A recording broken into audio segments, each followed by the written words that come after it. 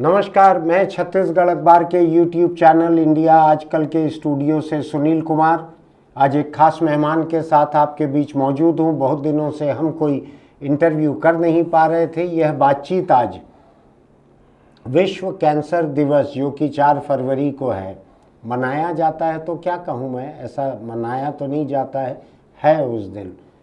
ये सन 2000 से शुरू हुआ है। 4 फरवरी को विश्व कैंसर दिवस माना जाता है, कहना बेहतर होगा, क्योंकि इसके साथ तकलीफ़देह बातें जुड़ी हुई है कैंसर के साथ। हमारे बीच एक छत्तीसगढ़ में कैंसर मरीजों के बीच में लगातार जागरूकता के लिए काम करने वाली, महिलाओं में जागरूकता फैलाने वाली एक सामाजिक कार्यकर्ता सुदेशना रूहान यहाँ पर हैं। वो सुदेशना और उनका निरामय कैंसर फाउंडेशन ये लगातार इस काम में लगे रहते हैं कि महिलाओं के बीच जागरूकता किस तरह से बढ़े, कैंसर की पहचान, उनकी शिनाख्त जल्दी कैसे हो जाए।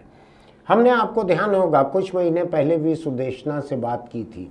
अभी वो टाल भी रही थी इस बातचीत को कि अभी 1 साल नहीं हुआ है, लेकिन हमको लगा कि कैंसर मेरे लिए बड़ा तकलीफ़देह मामला है। आपने देखा होगा कि तकरीबन हर वीडियो के आखिर में मैं बीड़ी, सिगरेट, तंबाकू के खिलाफ एक जागरूकता पैदा करने की कोशिश करता हूं। इसलिए विश्व कैंसर दिवस पे लगा कि हमको इस बारे में बात करना चाहिए। सुदेशना, आपका बहुत स्वागत है। धन्यवाद, बहुत बहुत धन्यवाद सुनील जी। मैं सीधे मुद्दे पर आना चाहता हूँ जी। आप बरसों से यहाँ पर महिलाओं के बीच काम कर रही हैं, कैंसर के लिए उनकी जागरूकता बढ़ाने के लिए, ताकि समय रहते उनकी बीमारी की शिनाख्त तो हो जाए। शिनाख्त तो हो जाए तो आगे इलाज शुरू हो जाए उनका। मैं आपके फेसबुक पेज पे देखता हूँ, आप लगातार गांव-गांव, कस्बों में जाकर बैठक लेती हैं, महिलाओं को समझाती हैं। कुछ मैंने आपके बारे में पिछले इंटरव्यू में जाना था कि कैंसर मरीजों और उनके परिवारों को काउंसलिंग की ज़रूरत रहती है, तो वो आप करती हैं उनकी। आज हम कुछ बुनियादी मुद्दों पे बात करते हैं ताकि लोगों को ये पता लगे कि कैंसर की क्या हालत है छत्तीसगढ़ में, देश में क्या हालत है। हिंदुस्तान में कैंसर के प्रति जागरूकता और मरीज और इलाज, इनकी हालत क्या है आज, एक तस्वीर अगर आप थोड़ा साफ कर सकें लोगों के लिए। ओके। इसकी 3 बेसिक चीज़ें हैं जी। पहली चीज़ तो ये कि मरीज़, दूसरा है अस्पताल और बुनियादी सुविधाएं, और तीसरा है इन सारी सुविधाओं तक मरीज़ की पहुंच। हाँ। ये 3 चीज़ें हैं। हाँ। तो अगर हम मरीज़ों के बारे में बात करें तो चूँकि शिनाख्त, जैसा कि आपने बताया, शिनाख्त जो एक बहुत ज़रूरी चीज़ है, वो चूँकि समय के साथ बढ़ी है। हाँ। तो जाहिर है हमारे पेशेंट्स भी बढ़े हैं, दूसरे कई कॉजेज़ भी बढ़े हैं इतने सालों में, जिसकी वजह से पेशेंट्स में भी वृद्धि हुई है। ठीक। दूसरी चीज़, अब अगर अस्पताल और सुविधाओं की हम बात करें, मेडिकल रिसर्च की बात करें, तो इसमें भी बहुत तरक्की हुई है। ऐसा? हाँ। तो इसलिए कि इलाज जो है, अब एक तरीके से इसे, जैसा एक समय पर समझा जाता था कि कुछ नहीं हो सकता, अब ऐसी बात नहीं है। 4थे स्टेज में भी इसका बहुत अच्छा इलाज है। लेकिन जब हम तीसरी बात पर आते हैं कि उस तक उसकी पहुंच, मरीज की पहुंच और उसकी जागरूकता, वो जानेगा ही नहीं तो पहुंचेगा ही नहीं। ये जो एक गैप है, ये एक बहुत बड़ा गैप है जिसमें हमें बहुत काम करने की ज़रूरत है। जी।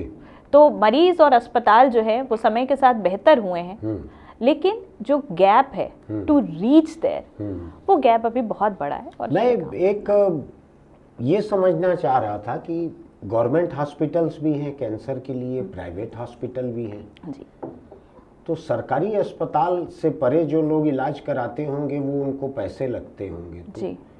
गरीब लोग भी ऐसे हैं क्या जो सरकारी अस्पताल के इलाज से नाखुश हों, या वहाँ उनकी बारी आने में समय लगता हो? देखिए, नाखुश तो नहीं है, लेकिन हाँ, बारी आने में बहुत समय लगता है। और कैंसर जैसी जटिल बीमारी में कोई भी नहीं चाहता कि और समय लगे। हमें एक और चीज़ को देखना होगा सुनील जी, कि हमारे ज़्यादातर जो पेशेंट्स हैं वो ग्रामीण हैं, है ना, और चूंकि ये बेहद केंद्रित है, is very centralised cancer care. जो पेशेंट जो आपका बड़े अस्पताल में, बड़े शहर में इलाज कराने आया है, वो ऑलरेडी बहुत समय गंवा चुका है। जब वो यहाँ आया, उसको लगता है जल्द से जल्द हो, क्योंकि केवल इलाज की बात नहीं है, logistics, out of pocket expenses की भी बात है, इलाज से परे के खर्च, परे के जो खर्च है, रहने के, आने जाने के, अटेंडेंट के, बिल्कुल। तो उसे लगता है कि अब कम से कम समय लगे, और जो सरकारी अस्पताल है उसमें एक लंबी क्यू है, बिकॉज फुटफॉल बहुत ज़्यादा है ना। तो उसे लगता है कि ठीक है, अब मैं प्राइवेट में चला जाता हूँ, जितना खर्च मैं कर सकता हूँ मैं कर लूँ। तो यही कारण है कि फर्स्ट जब भी उनका डायग्नोज होता है, दे कम टू ट्रीटमेंट। कई बार जब रेमिशन में होता है, जब दोबारा कैंसर होता है, वो उतने इच्छुक नहीं होते हैं, फिर वो मजबूरी में चुके रहते हैं, या क्योंकि उनके पास इतना कुछ खर्च हो चुका होता है। मुझको बतलाइए, मैं देखता हूँ देश में और प्रदेश में सरकारें जो हैं हेल्थ इंश्योरेंस का बहुत बड़ा दावा करती हैं जी, कि ये आयुष्मान कार्ड है, ये फलाना कार्ड है, ऐसा कई तरह का। हाँ, ये प्राइवेट कैंसर हॉस्पिटल में लोगों के काम नहीं आ पाते हैं क्या? नहीं आते हैं, और हमें ये मानना होगा कि आयुष्मान कार्ड या सरकारी जो स्वास्थ्य बीमा कार्ड है, उससे हमारे मरीजों को बहुत लाभ मिला है। अगर आप एक बीपीएल मरीज की बात करें तो उसके पास 5 लाख तक के इलाज का प्रावधान है। हाँ। इसे अगर हटा दिया जाए तो मरीज शायद ये इलाज ही ना करा पाए, है ना। तो इससे बहुत सुविधाएं, कंप्लायंसेस बहुत बड़ी हैं, लेकिन क्या ये काफ़ी है? तो नहीं, ये काफ़ी नहीं है। अभी इसमें बहुत सारी चीज़ें, मसलन बायोप्सी, दूसरे डायग्नोस्टिक, बायोप्सी तो फिर भी कवर होता है, लेकिन पेट स्कैन जैसी दूसरी कई जांच है जो इसमें नहीं है, हमें उसको भी इसमें लेकर आना होगा। जो गवर्नमेंट कैंसर हॉस्पिटल हैं छत्तीसगढ़ में, शायद गिने चुने ही हैं जी जी, तो इनके लिए लोगों को सैकड़ों किलोमीटर दूर से आना पड़ता है जी, तो मरीज को लेके आना भी काफ़ी मुश्किल पड़ता है, ऐसा मैंने सुना हुआ है। बिल्कुल, कैंसर के मरीज की हालत अच्छी नहीं है तो बिना एम्बुलेंस के नहीं ला सकते। बिल्कुल। तो ये सरकार जो है, आप गवर्नमेंट सेक्टर के साथ काम करती हैं, इसको डिसेंट्रलाइज क्यों नहीं कर रही है और ज़्यादा शहरों में उपलब्ध क्यों नहीं है ये? आई थिंक इस पर सरकार ही कुछ, शासन ही शायद कुछ बता पाएँ, लेकिन हम लगातार ये बात उठाते जा रहे हैं कि जैसे जगदलपुर का अगर हम उदाहरण लें तो महारानी अस्पताल है, जिसमें एक मैंने सुना है कि वहाँ पर एक कैंसर विभाग भी है, और थोड़े से और मुझे लगता है कोशिश के साथ उसे भी तैयार किया जा सकता है। तो एक अगर आपके पास जगदलपुर में हो जाता है जो कि दक्षिण में है, एक आपके पास अगर जशपुर या सरगुजा में कहीं हो जाए, तो ये बहुत आसानी से विकेंद्रित कर पाएंगे और मरीजों को राहत मिलेगी। अभी नहीं है कहीं सरगुजा वगैरह में? सरगुजा में देखिए, कैंसर के जो कॉम्प्रिहेंसिव कैंसर के, जहाँ पर सेकाई, ऑपरेशन, कीमो, ये सारी चीजें इकट्ठे तो नहीं है। एक चीज मुझको बतलाइए, आप देखती हैं बहुत तरह के पेशेंट्स को, हिंदुस्तान में किस किस किस्म के कैंसर ज्यादा हैं? देखिए, सबसे ज़्यादा ओरल कैंसर जो है, मुंह का जो कैंसर है, हेड एंड नेक कैंसर जिसको हम कहते हैं, उसमें हम बहुत आगे हैं, क्योंकि उसमें तंबाकू जो है, मौत की तरफ बढ़ने में आगे हैं, लेट्स से बीमारी की तरफ हम आगे हैं उसमें। उसके बाद आता है फेफड़ों का कैंसर, लंग कैंसर। महिलाओं में अगर हम देखें, ब्रेस्ट और सर्विकल कैंसर, दोनों जो है, मुंह का कैंसर और फेफड़े का कैंसर जी, ये मोटे तौर पे तंबाकू से रिलेटेड है। हाँ, तंबाकू से रिलेटेड हैं। दूसरी बात, पॉल्यूशन से रिलेटेड है। अच्छा, हाँ, तो ये दोनों चीज़ें आती है, लेकिन पॉल्यूशन, मतलब पॉल्यूशन का कितना बड़ा हाथ है ये देखना होगा, लेकिन दोनों का जो है एक कांस्टेंट कोएशन तो रहता है। ऐसा जी। तो ये मुंह का हो गया, लंग कैंसर हो गया, और इसके बाद इसके अलावा अगर हम महिलाओं में आते हैं तो महिलाओं में 2 कैंसर जो हम प्रमुखतः देखते हैं भारत में, वो है स्तन ब्रेस्ट कैंसर, और दूसरा है योनि मार्ग या सर्विकल कैंसर। तो ये जो है, ये 4 कैंसर हम भारत में प्रमुखतः देख रहे हैं। और प्रोस्टेट का कैंसर जो कि पुरुषों में रहता है, जो शायद केवल पुरुषों में ही रहता है। जी, जैसे कि ब्रेस्ट कैंसर मोटे तौर पे महिलाओं में ही है। हाँ। कोई एक आध रेयर केस कोई होगा पुरुष या का। पुरुषों में। देखिए, प्रोस्टेट कैंसर जो है वो एक एज रिलेटेड कैंसर है। अच्छा। ठीक है, तो उसमें एज के साथ अगर हम इसको लेकर थोड़े से जागरूक हैं, हम इसको लगातार जांच, स्क्रीनिंग करवाते जा रहे हैं, तो इससे बचना बहुत संभव है। और दूसरी ये बात है कि प्रोस्टेट कैंसर बहुत समय लेता है बढ़ने में। तो आपको जो है उससे बचाव का भी काफी समय मिल जाता है। लेकिन जो बहुत एग्रीवेटिंग फॉर्म ऑफ कैंसर अगर हम बोले, तो उसमें लंग कैंसर और दूसरे कैंसर हैं, जैसे सर्विकल कैंसर है, लंग कैंसर है, पेट या आंतों का कैंसर है। तो इसके लिए आई थिंक एक सही जीवन शैली और लगातार स्क्रीनिंग जो है बहुत जरूरी है। मैं आज जो बात करने का आपसे सोच रहा था मैं, उसकी एक वजह यह है कि सेंट्रल गवर्नमेंट ने कल अपने बजट में लड़कियों को कैंसर का टीका, जी बोलचाल की भाषा में कैंसर का टीका लगाने की घोषणा की है हाँ सरकारी खर्चे से। जी ये शायद सर्वाइकल कैंसर से बचाव के लिए रहता है। जी जी। ये आज क्या स्थिति है? आज ये वैक्सीन अवेलेबल है नहीं है, लोग अपने पैसे पे लगवाते हैं नहीं लगवाते हैं, आज क्या स्थिति है इस वैक्सीन की? देखिए, सर्विकल कैंसर मतलब योनि मार्ग का कैंसर, हाँ। ठीक है। और जैसे HIV एक वायरस है, हाँ जो कि आगे जाकर एड्स का रूप लेता है, वैसे ही HPV जो है ह्यूमन पेपिलोमा वायरस एक है जो आगे चलकर सर्विकल कैंसर के लिए जिम्मेदार होता है। अच्छा। अब अगर हम बात करें कि भारत में इसकी क्या स्थिति है, तो कई ऐसे स्टडीज़ हैं जो सजेस्ट करते हैं हर 8वें मिनट में एक भारतीय महिला की मृत्यु केवल इस कैंसर से होती है। 2020 के जो ग्लोबोकैन के रिपोर्ट्स हैं, अगर हम उसके हिसाब से जाएं तो भारत में 96,000 के ऊपर जो है केसेस की शिनाख्त हुई है, पुष्टि हुई है, और जिसमें से आप मान के चले कम से कम आधे जो परसेंटेज है 50% of women have died due to this cancer, ठीक है। तो जहां तक ये सरकार का जो ये है प्रावधान कि अब लड़कियों के लिए सर्विकल कैंसर ये आ रहा है, इंट्रोड्यूस कर रहे हैं 9 से 14 साल, हाँ, उनके लिए वैक्सीन, यस। हाँ। तो ये बहुत ही अच्छा कदम है। मैं कहूँगी 2024 का जो सबसे अच्छी खबर है वो शायद यही है। ऐसा। हाँ, और 9 से 14 साल की जो हालांकि साल शुरू ही हुआ है, ये दूसरे महीने का दूसरा दिन है ये, लेकिन अभी तकरीबन 10 महीने और 28 दिन बाकी हैं। हाँ, लेकिन वही मैं कह रही हूँ, इस साल के लिए मेरे लिए निजी तौर पर एक बहुत अच्छी खबर है। तो ये जो है 9 से 14 साल की बच्चियों के लिए है, और हम मान के चल रहे हैं इस साल के अंत तक ये रोल आउट हो जाएगा। और लेकिन हाँ, again will come to the point कि अभी वैक्सीन्स लगेंगे तो आने वाली पीढ़ियां सुरक्षित हैं। हाँ। लेकिन आज की जो पीढ़ी है जो ऑलरेडी इसकी गिरफ्त में है, उसके लिए हम क्या कर पा रहे हैं, दैट इज अनदर, वो खतरे में है जी। उनकी स्क्रीनिंग, उनका इलाज जरूरी है। एक चीज मुझको बतलाइए, जैसा कि बहुत सारी वैक्सीन के साथ कंट्रोवर्सी जुड़ी रहती है जी।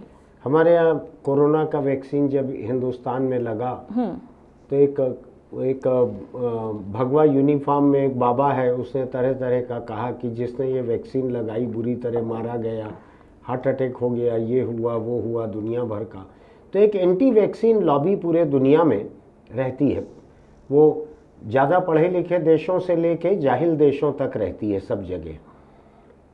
इस वैक्सीन के बारे में भी बहुत से लोगों का कहना है कि इसके साइड इफ़ेक्ट बहुत ज़्यादा हैं, ये फार्मास्यूटिकल कंपनियों की साजिश है जो इस वैक्सीन को इंट्रोड्यूस कर रही हैं, प्रमोट कर रही हैं। आपने कुछ ऐसा कंट्रोवर्सी पढ़ा है क्या इसके बारे में? सुनील जी, देखिए, मैं ना रिसर्च पेपर पढ़ती हूँ, तो कंट्रोवर्सी पढ़ने का समय मुझे नहीं मिल पाता, तो मुझे नहीं लगता I will be the best person to answer this question. लेकिन आपने कुछ जाना है क्या इसको? कुछ कंट्रोवर्सी कुछ ऐसी आपके सामने आई है क्या? खबरों में नहीं आई है? नहीं, जिस मेडिकल फ्रेटर्निटी के साथ मेरा उठना बैठना है या मरीजों के साथ, तो ऐसी तो कोई दिक्कत नहीं आई है। हमने अपने अनुभव में इसे नहीं देखा है कि इससे कोई बहुत दिक्कत हो रही है। अच्छा। लेकिन ये है जो लॉबी या जो आप कह रहे हैं, ये वही बता पाएंगे वो क्या कर रहे हैं और क्यों कर रहे हैं। यानी आपकी अभी तक की जितनी जानकारी है उसके हिसाब से आप इस वैक्सीन के फेवर में हैं? बिल्कुल फेवर में लगना चाहिए, बिल्कुल लगना चाहिए, बिल्कुल लगना चाहिए ऐसा। जिस भी चीज से हमारी बच्चियों की या हमारे बच्चों मैं का थोड़ा सा भविष्य इस वैक्सीन सुरक्षित के हो। असर के बारे में समझना चाहता हूं कि 9 से 14 साल एज ग्रुप की लड़कियों को ये लगेगी, तो इस एज ग्रुप की बच्चियों को एक बार ये वैक्सीन लग गई तो क्या वो इस किस्म के कैंसर के लिए प्रोटेक्ट हो गई हैं?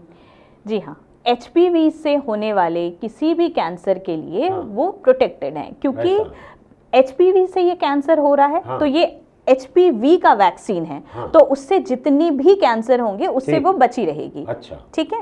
अब मान के चलते हैं केवल महिलाएं ही नहीं, हालांकि लड़कियों के लिए इंट्रोड्यूस हो रहा है, इसे लड़के भी लगवाएं, ठीक है, तो उनमें भी जो HPV से रिलेटेड कई कैंसर हैं उनसे वो बचे रहेंगे। ऐसा जी। हालांकि गवर्नमेंट ने लड़कों को इसमें कवरेज नहीं दिया है, लेकिन वो अपने मर्जी से लगवा सकते हैं डॉक्टर की सलाह से। बिल्कुल बिल्कुल, डॉक्टर की सलाह से जरूर। एक चीज मैं ये समझना चाह रहा हूँ कि सरकार ने सिगरेट और बीड़ी पे जगह जगह रोक लगाई, रेलवे प्लेटफॉर्म पे आप नहीं पी सकते, पब्लिक प्लेस में नहीं पी सकते। तो मैं देख रहा हूँ लोग रेजिस्ट करते हैं, प्रोटेस्ट करते हैं, थोड़ा कम हुआ है सिगरेट पीना, बीड़ी पीना पब्लिक प्लेसेस में। लेकिन दूसरी तरफ मैं देखता हूँ कि गुटखा जो है, गुटखा तम्बाकू ये पाउच में आने लगा, आसान हो गया जी। लोग जेब में रखे रहते हैं, बैग में रखे रहते हैं, निकाल के चबाते रहते हैं, वो बढ़ गया है कई गुना। क्या लगता है आपको, क्या होना चाहिए? सबके ऊपर तो छपे रहता है कि इससे कैंसर होता है। मेरे जैसे लोग कैमरे में देख के रोज बड़बड़ाते हैं इस बात को कि ये इससे कैंसर होगा, कैंसर होगा, दूर रहो दूर रहो, लेकिन होते दिख नहीं रहा है। क्या करना चाहिए?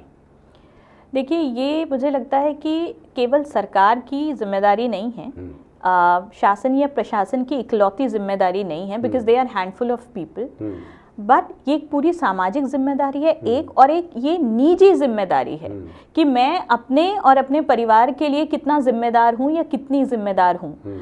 जो भी ये कर रहे हैं, डेफिनेटली उनका वैसा इंटरेक्शन नहीं है किसी कैंसर पेशेंट के साथ जिनको ये टोबैको रिलेटेड कैंसर हुआ है।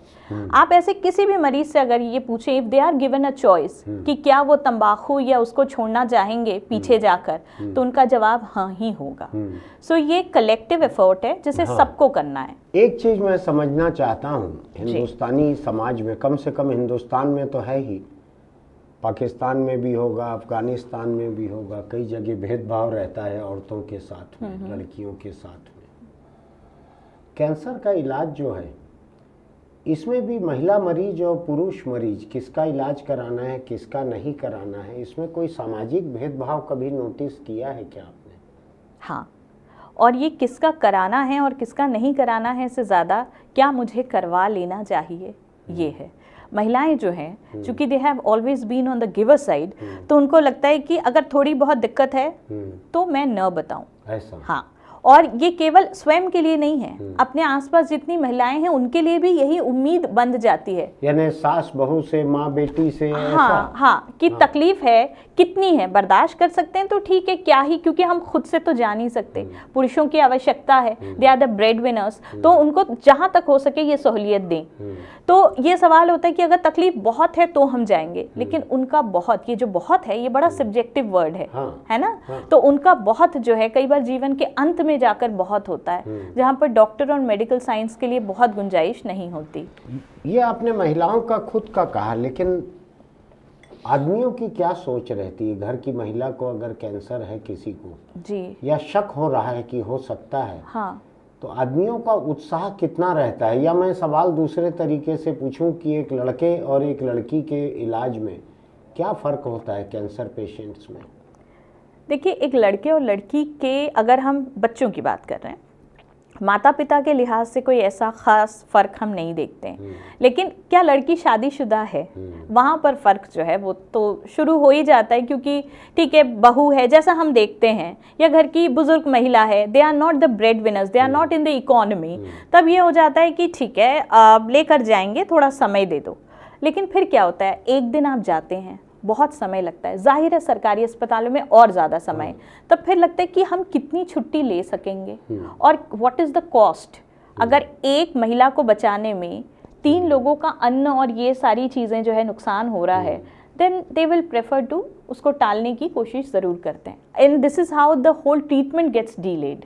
ऐसा? या मैंने एक स्टडी पढ़ी थी कुछ साल पहले, टाटा मेमोरियल हॉस्पिटल जो है बॉम्बे का, कैंसर के लिए जी, उन्होंने एक इंटरनल स्टडी की थी। उनके पास जो पेशेंट आते हैं जांच के लिए, जो बच्चे रहते हैं खासकर, उसमें लड़के और लड़कियां, तो उन्होंने ये पाया कि जितनी डायग्नोसिस उनके यहाँ हुई, शिनाख्त हुई, उसमें से लड़कों को तो तकरीबन सभी परिवार ले आए इलाज के लिए, और लड़कियों में बहुत छोटा हिस्सा इलाज के लिए लाया गया, क्योंकि उनके पास डेटा था, जांच उनके यहाँ हुई थी, इलाज के लिए कौन लौट के आ रहे हैं ये उनके पास थे। तो इसलिए अपने डेटाबेस से उन्होंने एनालिसिस किया था कि लोग बच्चियों का कैंसर का इलाज नहीं कराते। देखिए, ये हो सकता है स्टेट टू स्टेट डिफ़र करता है। अगर हम छत्तीसगढ़ की बात करें तो हमारे यहाँ पर एक ये चीज़ बहुत अच्छी है कि मैंने कम से कम बच्ची और बच्चे का जो फ़र्क है कैंसर के इलाज में कम से कम नहीं देखा। माता पिता अपनी ज़मीन, पशुधन सब कुछ स्टेक पे रख कर आते हैं और बार बार आते हैं। जी जी, ये बड़ी बात है। ये बच्चों की बात कर रहा था। बच्चों में कैंसर होता किस वजह से है ज़्यादा? जैसे वो सिगरेट पीते नहीं है, हाँ। तम्बाकू खाते नहीं जी है, जी पॉल्यूशन भी उन्होंने कम झेला हुआ है क्योंकि फैक्ट्री में काम करने नहीं जाते हैं, जी। लिमिटेड मूवमेंट रहता है। तो बच्चों में कौन सा कैंसर होता है? बच्चों में जो हम देखते हैं वो छत्तीसगढ़ में जो हम प्रायः देखते हैं वो है ALL, that is acute lymphoblastic leukaemia, एक तरीके का रक्त कैंसर है। और इसको हम मानते हैं कि जेनेटिक म्यूटेशन या मतलब वंशावली में अगर कोई दिक्कत है, उनके वंश में कोई प्रॉब्लम रही है कभी, तो उन्हें ये हो रहा है, या कोई दूसरे कारण जन्म से पहले जो है गर्भधारण के बाद कोई दिक्कत आई हो तब ये चीज़ें होती है। और एक दूसरा हम देखते हैं हड्डी से जुड़े कैंसर होते हैं, ठीक है, लेकिन वो जो कैंसर है वो लकीली हम छत्तीसगढ़ में हड्डी वाले कैंसर जो है वो कम देख रहे हैं बच्चों में, जिसे हम ऑस्टियोसार्कोमा कहते हैं। लेकिन ALL हम ज़्यादा देखते हैं, रक्त कैंसर। लेकिन सुनील जी, इसमें बहुत अच्छी बात यह है कि इसका इलाज है और बहुत सफल इलाज है, और बच्चे जो हैं वो एक पूरी अच्छी सफल जिंदगी जो है और स्वस्थ जिंदगी जीते हैं ऐसा इसके इलाज के बाद। बिल्कुल, यानी अगर इलाज हो जाए तो करीब करीब पूरा रिकवर कर जाते हैं। बिल्कुल बिल्कुल, हाँ, और एक पूरी जिंदगी जी सकते हैं। बिल्कुल। और इनफैक्ट अभी तो UK में ये प्रावधान आया है कि जो बच्चे जो हैं वो जी गए हैं एक अच्छी जिंदगी, ऐसी कैंसर, चाइल्डहुड कैंसर के बाद, तो उनको कैंसर के मरीज का आप वो नहीं दे सकते, you can not tag them as cancer patients. ये बहुत अच्छी बात है, अब वो नॉर्मल पॉपुलेशन में गिने जाएंगे, यानी वो ओल्ड डिजीज में नहीं आएगा। नहीं, अब नहीं, अब उन पर कोई टैग नहीं है दैट दे आर सर्वाइवर्स। नहीं, हेल्थ इंश्योरेंस वगैरह के उस पर्पस से भी है ये उस पर्पस से ज़्यादा एक जो सोशल बदलाव है, क्योंकि आगे चल के कई बार एक स्टिग्मा हो जाता है कि कैंसर रहा है तो क्या फैमिली लाइफ में ये बच्चे जा सकेंगे, नहीं। लेकिन जब हम उनको इस स्टिग्मा से हटा देते हैं तो अब वो नॉर्मल पॉपुलेशन में आ गए हैं। It's just a wonderful thing. मैं एक जनरल बात समझना चाहता हूँ, कई किस्म के कैंसर आपने गिनाए हैं, कौन कौन से कैंसर ऐसे हैं जिनको सावधानी से टाला जा सकता है?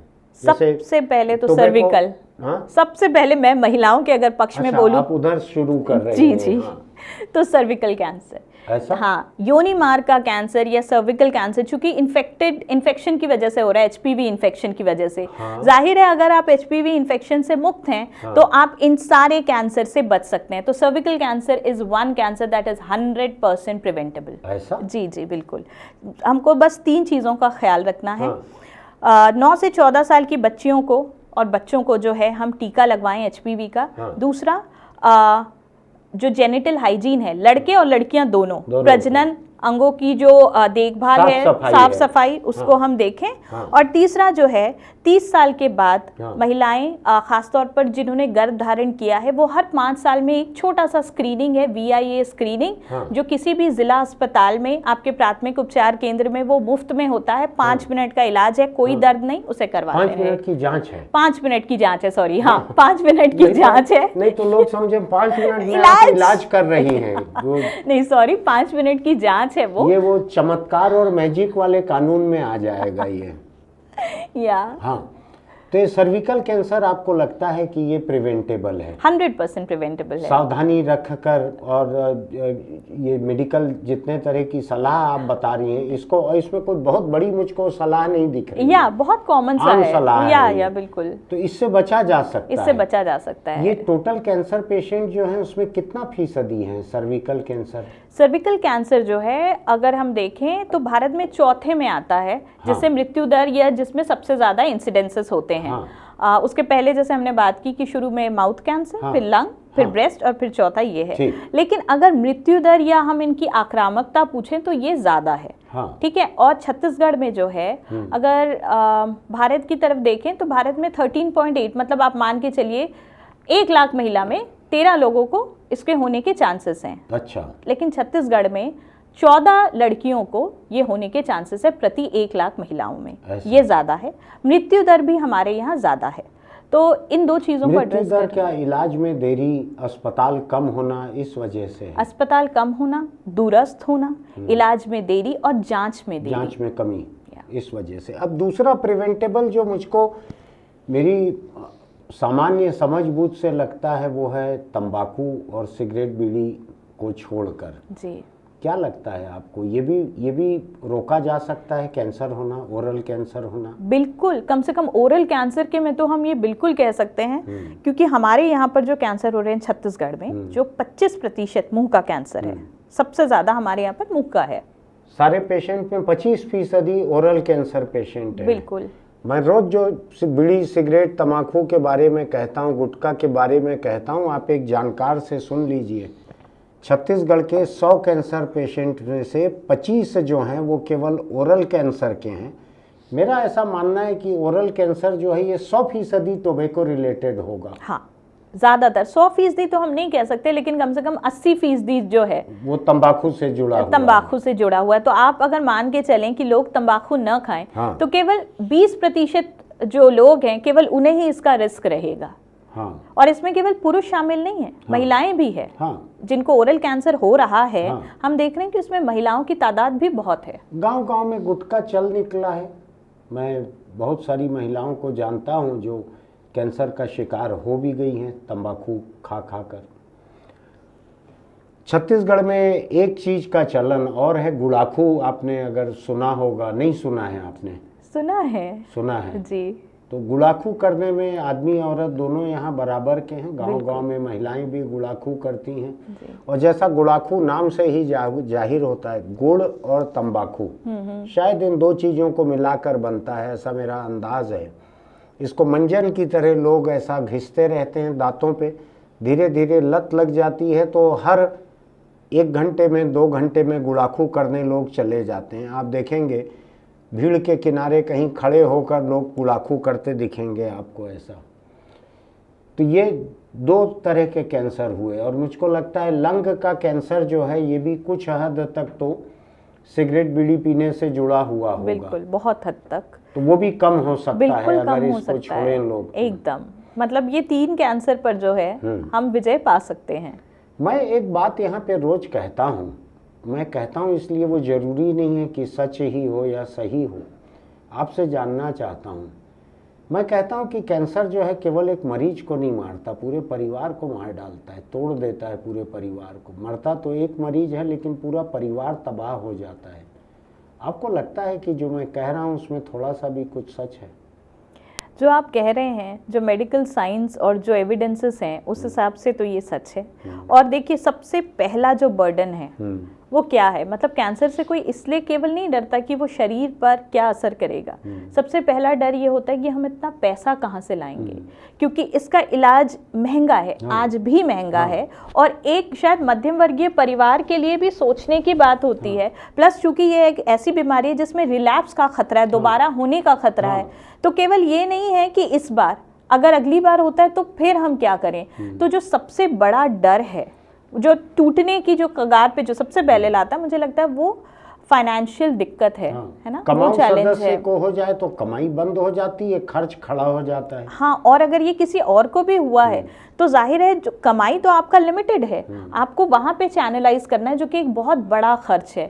तो हालांकि आयुष्मान कार्ड और दूसरे प्रावधान हैं जिसने बहुत मदद की है बीपीएल पेशेंट्स को, लेकिन मिडिल क्लास के लिए अभी भी जो है ये एक बहुत बड़ा जिनको खर्च है। आयुष्मान कार्ड या दूसरे ऐसे कार्ड नहीं मिले नहीं हैं है बीपीएल वाले। और हमारे भारत में जो है, खासकर छत्तीसगढ़ में, हेल्थ इंश्योरेंस लेना इतना कॉमन नहीं है। नहीं हम इतना इस पर बात नहीं करते हैं। लेकिन अच्छी बात यह है कि आजकल कई इंश्योरेंस पॉलिसीज जो है कैंसर को लेकर खास तौर पर है। उसको टॉपअप भी कराया जा सकता है नॉर्मल हेल्थ इंश्योरेंस के ऊपर। तो अगर आप कोई इंश्योरेंस, हेल्थ इंश्योरेंस लेने जा रहे हैं तो एक बार अपने पॉलिसी एजेंट से कैंसर के बारे में जरूर जानकारी लें। जैसा कुछ अर्सा पहले कोरोना का एक टॉपअप होने लगा था। देखिए, कोरोना टॉपअप और कैंसर टॉपअप में फर्क है। हाँ, यानी मैं टॉपअप से मुझको याद आया, मैं सुदेशना अब ये समझना चाहता हूँ कि आप जिस फाउंडेशन में काम करती हैं, निरामय कैंसर फाउंडेशन जी, इसमें क्या करती हैं, कैसे करती हैं काम? जी, इसमें 3 तरह का काम हम करते हैं। पहला काम है psycho socio counselling. As and when जब पेशेंट्स आए और उनके केयर गिवर्स होते हैं, उनको जैसी भावनात्मक और मानसिक। नहीं, आप पिक्चर में आती कैसे हैं? आपके फाउंडेशन में मरीज चल कर आते हैं जो आप उनको देखती हैं, यानी आपका संपर्क कैसे होता है मरीजों से? मैं अलग अलग डॉक्टर्स के संपर्क में रहती हूँ। और उसके तहत डॉक्टर्स जो हैं वो हमें बताते हैं कि ऐसे फला मरीज़ है, इनको आपकी ज़रूरत है। वो खुद कई बार शेयर कर देते हैं कॉन्टैक्ट नंबर, या मुझे बता देते हैं। तो इस तरीके से अस्पतालों में जाकर भी होता है, कई बार मरीज़ मिलने आ जाते हैं, वैसे होता है, या टेलीफोनिक कॉन्वर्सेशन जैसा भी है। तो पहला तो ये है कि साइकोसोशो हेल्प या असिस्टेंस। दूसरा जो बहुत बड़ा काम, मतलब जो हमारे लिए एक बहुत बड़ा चैलेंज है, वो है सर्विकल कैंसर जागरूकता, खासतौर पर ग्रामीण छत्तीसगढ़ में। और तीसरा जो है एडवोकेसी, जो मरीज ऑलरेडी हैं उनके बेहतर और उनकी बेहतरी के लिए जो किया जा सकता है। तो ये 3 चीज़ों पर हम काम कर रहे हैं। कितने इलाके में काम कर पाती हैं आप? अलग अलग इलाके में होता है। रायपुर ग्रामीण जो है वो हमारे फोकस में होता है। इसके अलावा कभी दंतेवाड़ा भी हो सकता है, कभी बिलासपुर भी, भिलाई, दुर्ग भी। तो एज एंड व्हेन जहाँ संभव होता है, लेकिन रायपुर और इसकी परिधि जो है वो हमारे कांस्टेंट वर्क प्लेस में है। इसमें ऐसा कुछ लगता है कि आपको कि मोटिवेटर होने चाहिए समाज में, जो आते जाते लोगों को बीड़ी सिगरेट तंबाकू रुकवा सकें, एक पर्चा दे सकें कि इसको छोड़ दो भाई? जैसा मैंने कहा कि ये कलेक्टिव एफर्ट है। मतलब वो केवल शासन या प्रशासन अकेले नहीं, बल्कि समाज और हर व्यक्ति खुद। तो अगर ये तीनों चीज़ें साथ में आएंगी, वी कैन अरेस्ट दिस। दूसरा ये है कि देखकर तकलीफ होती है, लेकिन छत्तीसगढ़ में मैं देखता हूँ खासकर जो गरीब बच्चों की स्कूलें हैं उसमें बच्चे गुटखा खाने लगे हैं। पता नहीं आपने नोटिस किया है कि नहीं, गुटखा तंबाकू खाने लगे हैं स्कूलों के बच्चे। क्या लगता है आपको कि स्कूलों में भी एक जागरूकता शुरू करनी चाहिए किसी तरह से? जागरूकता भी है, साथ में हम किस तरीके से पूरे इस चीज़ को एड्रेस कर रहे हैं ये भी ज़्यादा ज़रूरी है। केवल जागरूक करने से नहीं होगा, बल्कि जो ऑलरेडी इस चीज़ में हैं उनको हम छोड़ने में कैसे मदद कर रहे हैं, that is also to be seen. और ये थोड़ा लंबा प्रोसेस है, लेकिन इसे किया जा सकता है। 30 लाख स्कूली बच्चे हैं, मुझको लगता है कि उसमें से 30,000 बच्चे भी अगर गुटखा चबा रहे हैं तो उनके आसपास के छोटी क्लास के लोग, दूसरे बच्चे, ये लोग देखते हैं उनको। देखिए, जहाँ तक स्कूलों का सवाल है, खासकर अगर हम शासकीय स्कूलों की बात कर रहे हैं, तो वहाँ पर ये है कि आसपास जो है कोई पान ठेला या इस तरीके की गुटखे तंबाकू की दुकान ना हो। तो जाहिर है बच्चे जो हैं वो कहीं दूर से ला रहे हैं, या जहाँ से वो आ रहे हैं वहाँ से, मतलब प्राइमरी सोर्स उनका क्या है, घर या आसपास का। तो वो वहाँ से शुरू होगा, जब आपके घर के लोग आपको मना करें कि बेटा ये नहीं करना है। अगर आप गुटखा खाकर स्कूल जा सकते हैं, मतलब आप गुटखा खाकर घर आ रहे हैं, बाप ही जेब में गुटखा का पाउच रखा है तो बच्चा एक निकाल के चले जाता है स्कूल। तो बस जब इन चीज़ों को हम वहाँ पर शन नहीं करें घर के इसमें, तो फिर बाहर जाकर उसे कंट्रोल करना बिकम्स डिफिकल्ट। मेरा मिजोरम जाना हुआ तो आइजोल जो राजधानी है वहाँ के कुछ स्कूल देखने गए। उसी समय लंच ब्रेक हुआ था, तो लड़कियों का स्कूल था। छोटी छोटी लड़कियाँ गेट तक आईं और गेट से हाथ बढ़ाकर वहाँ से वो रंगीन मीठी सुपारी के पाउच खरीद रही थी। और सबके होंठ एकदम लाल थे। लाल होंठ तक तो ठीक था, लेकिन सुपारी चबा रही थी वो 6 साल 8 साल 9 साल की बच्चियां भी। तो मुझको लगता है ये भी एक खतरनाक ट्रेंड है, क्योंकि मैंने पढ़ा है कहीं कहीं सुपारी से भी कैंसर होता है। बिल्कुल, ये तो कार्सिनोजेनिक है ही है। लेकिन अगर हम छत्तीसगढ़ की बात करते हैं तो यहाँ पर स्कूलों, खासतौर पे शासकीय स्कूलों के पास आप देखेंगे कि गुटखा, तंबाकू, इस तरीके की चीजें खरीदने में नहीं मिल रही है। ठीक है, वो जो बच्चे जो ला रहे हैं वो घर से स्कूल के रास्ते में कहीं पे ले लेते होंगे या घर से लाते होंगे। आपका क्या संदेश है? 2 दिन बाद वर्ल्ड कैंसर डे है 4 तारीख को, तो मैं ये समझना चाहता हूँ कि सरकार की तो आपने बार बार कह दिया कि सरकार अकेले कुछ नहीं कर सकती, जनता और यानी समाज को भी करना चाहिए। क्या करना चाहिए समाज को? आप लोगों को बतलाइए, क्या करें लोग? उनके अपने परिवार के लोगों का तंबाकू छुड़वाएं, कि अपने घर में काम करने वाले लोगों का छुड़वाएं, कि पड़ोसी का छुड़वाएं? क्या करें आप उनको बतलाइए लोगों को। देखिए, केवल तंबाकू जो है मैं उसको एड्रेस नहीं करूंगी, वरन पूरे कैंसर के लिए जो हम कहते हैं कि कैंसर से लड़ने का या कैंसर से जीतने का जो सबसे बड़ा रास्ता है वो है उसकी शुरुआती जांच। आपको जब भी लगे कि शरीर में कुछ ऐसा है जिससे आपको तकलीफ हो रही है, तो स्वयं या अपने परिवार को जब आप बता रहे हैं, then please consider a fact कि आपको डॉक्टर के पास जाना है, खुद से इलाज नहीं करना है, ओवर द काउंटर मेडिसिन नहीं लेनी है, डॉक्टर के पास जाइए, वो विशेषज्ञ हैं, जांच से पता लगे कि क्या है और फिर उस जांच का इलाज हो। सो आई थिंक अर्ली स्क्रीनिंग जो है, सबसे पहले तो ये एड्रेस करना कि मुझे एक तकलीफ है, इस तकलीफ को लेकर मैं विशेषज्ञ के पास ही जाऊंगा या जाऊंगी, और वहां से जांच के बाद अगर कुछ पुष्टि होती है तो उसकी पूरा जो है मैं इलाज करवाऊंगा या करवाऊंगी। So we need to do that. आपने सुदेशना की बातें सुनी, वो जानकार हैं, वो कैंसर मरीजों के बीच, अस्पताल और इलाज के बीच लगातार काम करती हैं। मैं तो यहाँ बैठकर लफाजी करता हूँ, लोगों को नसीहत देता हूँ कि भाई बीड़ी सिगरेट तम्बाकू को छोड़ दो।